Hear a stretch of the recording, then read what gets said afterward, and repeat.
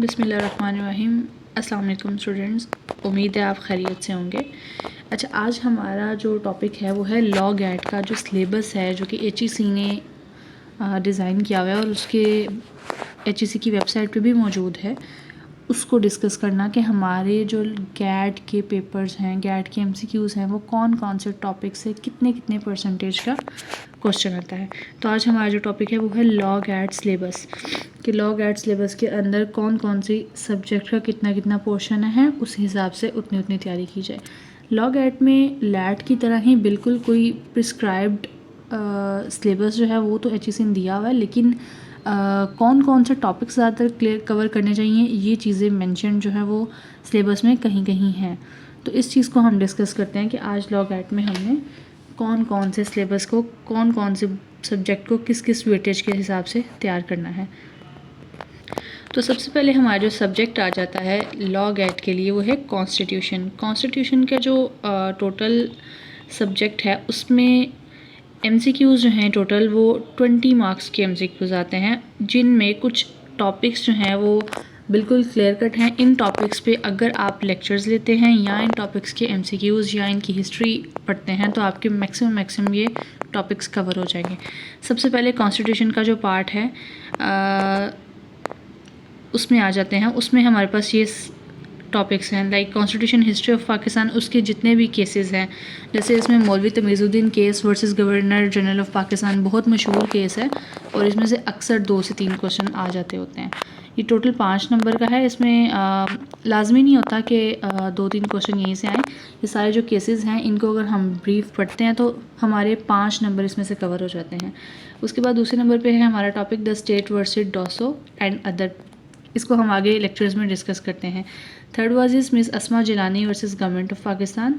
और ये आगे जो PLD 1972 SC है, ये सेक्शंस हैं प्रॉपर, ये जजमेंट्स हैं सॉरी, और इन्हीं जजमेंट्स के हवाले से हम इसको डिस्कस करेंगे। Begum Nusrat Bhutto versus chief of army staff, Mohammad Nawaz Sharif versus president of Pakistan, Al Jihad trust versus federation of Pakistan, Zafar Ali Shah and others versus general Pervez Musharraf chief executive of Pakistan, and Khan Asfandyar Wali and others versus federation of Pakistan. ये टोटल टॉपिक्स हैं कॉन्स्टिट्यूशन के 5 नंबर के।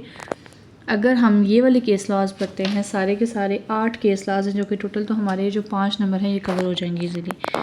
हमारा कॉन्स्टिट्यूशन लॉ का दूसरा topic है constitution of Pakistan 1973 fundamental rights. जो 1973 के आइन में हमारे फंडामेंटल राइट्स हैं, जो कि प्रियम्बल 40, पार्लियामेंट आर्टिकल 50 से 89 और द जुडिकेटर आर्टिकल 175 से 212 तक। ये सारी जो टॉपिक्स हैं हमारे 10 नंबर के क्वेश्चंस कवर करते हैं। और उसके बाद हमारा जो थर्ड इसका बहुत इम्पॉर्टेंट जो टॉपिक है वो है यूनाइटेड नेशंस चार्टर और इंटरनेशनल कोर्ट ऑफ जस्टिस। तो 5 नंबर का हमारा ये वाला कवर हो जाता है। तो टोटल ये तकरीबन आप कह लें कि 20 मार्क्स जो कॉन्स्टिट्यूशनल लॉ के हैं वो इस तरह से कवर होते हैं। 5 नंबर जो हैं सारे हमारे केसेस के, 10 नंबर कॉन्स्टिट्यूशन ऑफ पाकिस्तान जैसे फंडामेंटल राइट्स का पोर्शन है वो कवर करता है। उसके बाद 5 नंबर इंटरनेशनल लॉ कवर कर लेता है। उसके बाद हमारा जो दूसरा सब्जेक्ट है, बहुत important subject, that is called jurisprudence, जिसमें 2 हमने पढ़ी हैं, Islamic jurisprudence and English jurisprudence. तो 10 नंबर का उसमें आता है, जैसे इंग्लिश जूरिस्प्रूडेंस जो है वो बाय सर जॉन सैलमन की, LLB स्टूडेंट 3rd ईयर में आपने पढ़ी होगी। एंड उसके बाद इस्लामिक जूरिस्प्रूडेंस जो है प्रोफेसर इमरान एहसन खान न्याज़ी की। ये 2 सब्जेक्ट्स हैं जो कि जिनमें से जूरिस्प्रूडेंस का जो टॉपिक है वो कवर हो सकता है। MCQs को हमेशा MCQs की तरह ही तैयार करना चाहिए। इसका मतलब है कि इसकी ज़्यादातर स्टोरीज सुननी चाहिए या फिर इन पे खुद रिसर्च करनी चाहिए। ये या फिर आपके पास बहुत सारा MCQs का मटेरियल हो तो आप उसको या तो सुनते जाएं या पढ़ते जाएं, तो इस तरह से तैयारी होती है। रट्टे मारना या आप ये समझ के पढ़ना कि ये वाला सब्जेक्ट क्लियर हो गया है, ये बेवकूफ़ी है, क्योंकि यहाँ पे बहुत वाइड एक रेंज है। यहाँ सब्जेक्ट्स और टॉपिक्स तो यहाँ पे दिए हुए हैं, लेकिन उन टॉपिक्स वो कहाँ से स्टार्ट होते हैं, कहाँ ख़त्म होते हैं, उनको प्रॉपर कवर करना एक एक चीज़ को मुश्किल होता है। इसलिए आपके पास जितना मैक्सिमम नॉलेज आता जाए उसको गेन करें, वो आपका गैट में काम आएगा।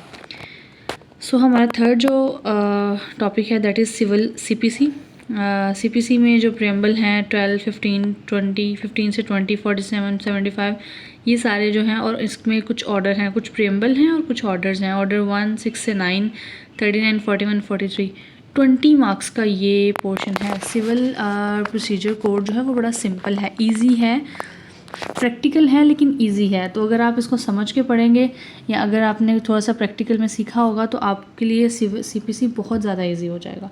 ये बड़ा थोड़ा रूखा सा सब्जेक्ट है लेकिन बहुत मज़े का है। सो हमारा नेक्स्ट पोर्शन आता है CRPC, क्रिमिनल लॉ। इसमें एक जो टॉपिक है वो है PPC और जो दूसरा इसका टॉपिक है वो 10 मार्क्स का है। तो दोनों टॉपिक्स मिला के टोटल 20 मार्क्स बन जाते हैं। PPC में हमारे जो टॉपिक्स हैं वो हैं चैप्टर 2 CRPC जनरल एक्सप्लेनेशन और डेफिनेशंस, क्रिमिनल प्रोसीजर कोड की जो डेफिनेशंस हैं जनरल, उसकी एक्सप्लेनेशंस हैं वो, उसकी जनरल एक्सेप्शंस, उसके offences affecting the human body, वो वाले ऑफेंसेस जो ह्यूमन बॉडी को अफेक्ट करते हैं CRPC में वो, wrongful restraint and wrongful confinement 16A और 16A इंपॉर्टेंट टॉपिक्स हैं, इनको प्रॉपर कवर कीजिएगा। And chapter 17 offences against property.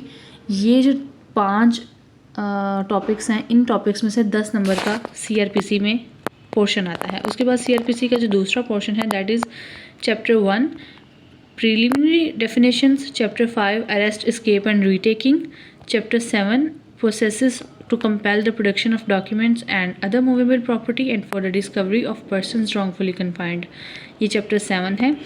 Chapter 8 is security for keeping the peace and for good behavior, chapter 10 is public nuisance, chapter 11 is temporary order in urgent cases of nuisance and apprehended danger, chapter 14 is information to the police and their powers to investigate FIR, chapter 16 is complaints through magistrate, chapter 17 the commencement of proceeding before court, and chapter 31 for appeals and chapter 39 for bails। ये जो topic है ये cover करता है 10 marks को। हमारे total 11 topic हैं CRPC के और इसमें से 10 सवाल आने होते हैं। ये थोड़ा सा लंबा है बट ये भी मज़े का है क्योंकि ये क्रिमिनल है और क्रिमिनल जो है वो स्टोरी टाइप चीज़ें होती हैं, तो इनको इसी तरह से अगर हम केस टू केस रिलेट करके पढ़ेंगे तो या उसको समझेंगे तो वो ज़्यादा इजी हो जाएगा। तो इस तरह CRPC के हमारे जो 20 मार्क्स हैं इस तरह से पूरे हो रहे हैं। ठीक है, अब नेक्स्ट हमारा जो टॉपिक है that is law of evidence, कानून शहादत। ये इसका ऑर्डर है, कानून शहादत ऑर्डर 1984, उसी में से सारा का सारा आना है। तो इसमें कुछ चीज़ें हैं जो कि हमें सेक्शंस इसमें याद करने की ज़रूरत होती है, जो कि हमें याद रखने पड़ते हैं, अदरवाइज़ इसमें कोई इतना वो नहीं है।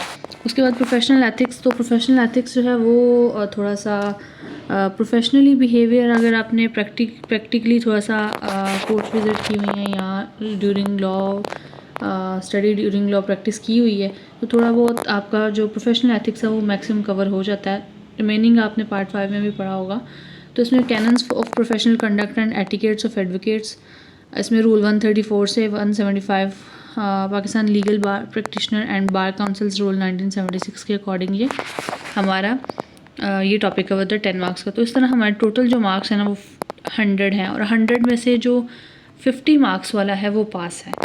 अब रिसेंटली जो HEC है उन्होंने इस चीज़ को अलाउ किया था कि 45 मार्क्स वाला लॉ गैट में पास होता है, लेकिन ऐसा कुछ नहीं है। लॉ गैट में हमेशा 50 मार्क्स वाला पास होता है और 50 मार्क्स ही पासिंग मार्क्स कंसिडर किए जाते हैं। लैट का रिज़ल्ट आने के बाद आप फ़र्स्ट इंटीमेशन फ़ौरन भेज सकते हैं। फर्स्ट इंटीमेशन भेजने लॉ का रिज़ल्ट आने के बाद आप फर्स्ट इंटीमेशन भेज सकते हैं और उसके बाद आपने लॉ गाइड के लिए ड्यूरिंग आपको 6 मंथ्स का टाइम पीरियड मिलता है, तो उसमें आपने लॉ गाइड प्रिपेयर करके तो लॉ गाइड पास करना ज़रूरी होता है। इसमें सिर्फ 3 अटैम्प्ट्स होती हैं और उसके अलावा इसमें किसी किस्म का कोई सब्जेक्टिव पोर्शन या कुछ हिडन नहीं है। सेम यही टॉपिक्स हैं, इन्हीं टॉपिक्स के अंदर से आना है। बहुत रेयर है कि कोई बाहर से MCQs आ जाए, लेकिन ज़्यादातर इन्हीं टॉपिक्स में से जो 99% पेपर है वो इन्हीं टॉपिक्स में से आता है। 1% की मैं गारंटी नहीं दे सकती। बाकी उम्मीद है कि आपको मैक्सिमम लॉ गाइड की प्रिपरेशन और लॉ गाइड के टेस्ट में अपेयर होने के हवाले से सब चीज़ें समझ आ गई होंगी। मज़ीद आपको कोई किसी किस्म की क्यूरी है तो यू कैन कॉन्टेक्ट अस। मज़ीद किसी किस्म की क्यूरी के लिए आप हमें कांटेक्ट कर सकते हैं, और मज़ीद अगर आपने कुछ कोई और चीज़ स्पेसिफ़िक और टॉपिक के हवाले से आपको लेक्चर चाहिए तो आप कमेंट सेक्शन में बता भी सकते हैं। Thank you.